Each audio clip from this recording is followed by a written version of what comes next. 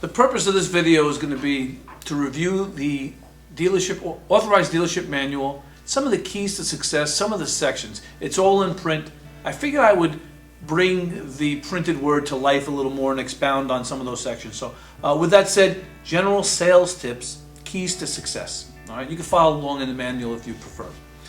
First thing is activity. Without activity, it doesn't amount to a hill of beans. You have to be out there.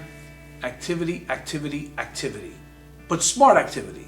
And we'll talk about that later in terms of who to approach. Immersion. Next section talks about when you open a town, immerse yourself in the town. Get into the fabric of the town. Find out where the local business districts are. How's it laid out, demographic, etc. It doesn't take very much. You're going to want to take your pictures of the town hall, you want to take your pictures of the park, put that all together, ride around the town, figure out where everything lies. So that's pretty, but it does help you, again, if you immerse yourself into the township. Targeting prime categories first. I just launch a town. Personally, what I do is I get my hair salon, my pizzeria, my dry cleaner, my auto repair, and my dentist, and move on from there. And this is covered later in the manual. Target prime categories, pull lists, and we have many resources for you to pull lists on your prime categories, but this is something that took me a while to learn. Get referrals. Ask who the best pizza is in town. Our best prospects, our best customers, our best sponsors are those businesses that are successful, that know how to bring people back. We get them there one time and that's all. So target your prime categories. I'm not going to really cover that much more. You got your prime category 1, your prime category 2. Work your way through that. In addition to prime categories, and sometimes in conjunction, is new businesses. Now obviously if it's a prime category and a new business, those are the ones I go after first. Okay? But after you work through the prime categories, go after all new businesses that fall into a viable category for us. Ask for referrals. I just talked about going in there and talking and getting references or referrals in terms of who's the best pizza, who's the best hair, or whatever. While you're in one cold call, one targeted call, one appointment, always ask for these referrals. Ask not only who the best business is, but ask who else, and we have some suggestions down there, who else might benefit.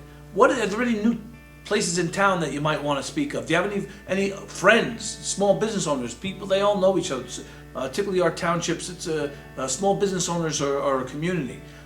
Who else might benefit from the program? And you'll see some advantages, but always ask for referrals. You worked hard, you got into the account, you cold called. That's the hard work. While you're there, get that referral. Some success tidbits, and that's moving on to the next page. Cold call for appointments. I did a video today, and let's probably take a good look at the cold call videos.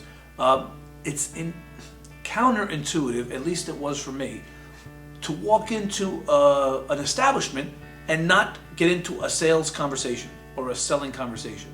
Again, very counterintuitive. Goes again. I trained salespeople in a previous life, but in this business, I highly recommend it. Cold call for appointments. There are times, it's not perfect, where someone says, look, I have time, let's sit down and talk about it during a cold call. That's fine, but make sure that it's not over the counter. Make sure that they bring you, well, let's sit down and we can talk about it. But as a rule, do not get into a selling conversation on a cold call. Walk in, I am not able to do it now, I'm busy, can I come back? If they're expecting you, you'll have a much better ratio, a much better opportunity to gain that business. So read through cold call for appointments. Again, it's counterintuitive, but I'm going to highly recommend it in most cases. Cut them loose. This is another counterintuitive sales type of technique. Cut them loose. Don't keep going back and forth. In a previous life, I would follow a lead until it was dead, until they told me or threw me out or whatever. In this business, I recommend after the second or third follow-up, cut them loose. There are too many more valid prospects, too many other businesses that, quite frankly, we can help grow their business. So don't waste your time on a prospect that's not getting back to you, not picking up the phone. And to that point, let me throw this in there. Get their cell phone.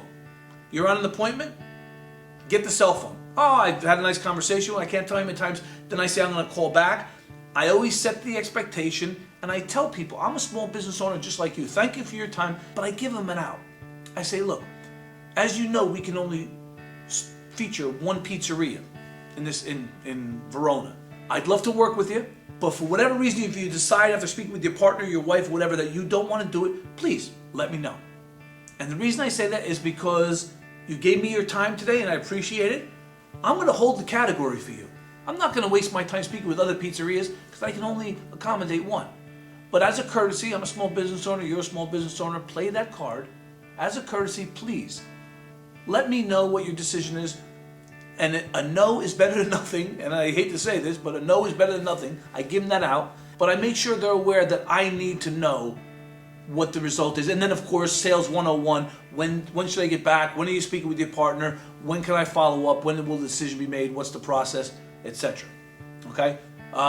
But what I've learned with small business owners now is get their cell phone. Obviously, everyone has a cell phone these days. Rather than calling back that pizzeria 15 times, he's not here, he's not here, he's not here. If you have their personal cell phone, you'll get through to them a lot more readily, of course. But also, they don't want you to keep calling their cell phone, so they'll be more apt to tell you good news or bad.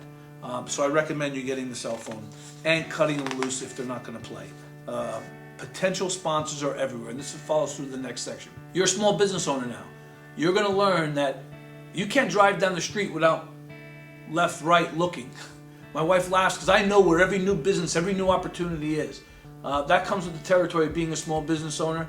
You're going to want to look through every Valpak, every group mailing that comes to you. Those are potential sponsors. These are people who know advertising. So you're going to want to look through all these other advertising mediums. Electronic mediums, Groupon, Living Social, whatever other local advertising mediums, electronic type of programs, you wanna follow them. Become a Groupon daily deal recipient for all of them. I can't tell you how many times I get appointments, sponsors, because these are again people who believe in promoting their business. So keep your eyes open. Potential sponsors are everywhere, from driving down the street to advertisements in the mailbox to your daily deals online. And again, I would definitely sign up for all of those daily deals in your area. Use targeted accounts to plan your day. I think I might have mentioned it before, but I'm going to say it again. I don't believe knocking on door to door to door. That's the hard way. I believe that you should target your prime categories, but use those targets to put you in different areas.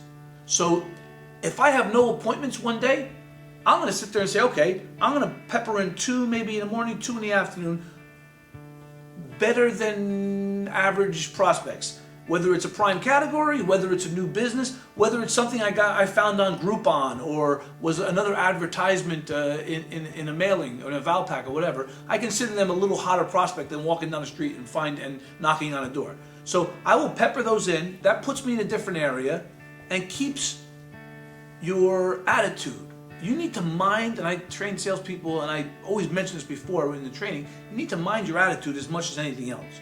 So going door to door, that's going to beat you down. You can do it for a while, but it's going to beat you down. I highly recommend target the prime categories, pepper them through the day, prioritize successful businesses. I just mentioned a nice awning. Not very scientific, but the fact is, we can't make a bad business good.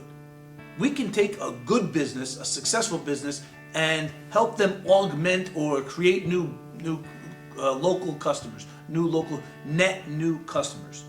So when I say prioritize successful businesses, ask around who's successful, who's got the best this, that, and the other thing. They're probably going to be successful, but while not scientific, a nice awning, a clean premises, branded or uniformed personnel. These people care about their business. They're probably successful. There is a correlation. And if you target those businesses, they're going to end up being your best sponsors.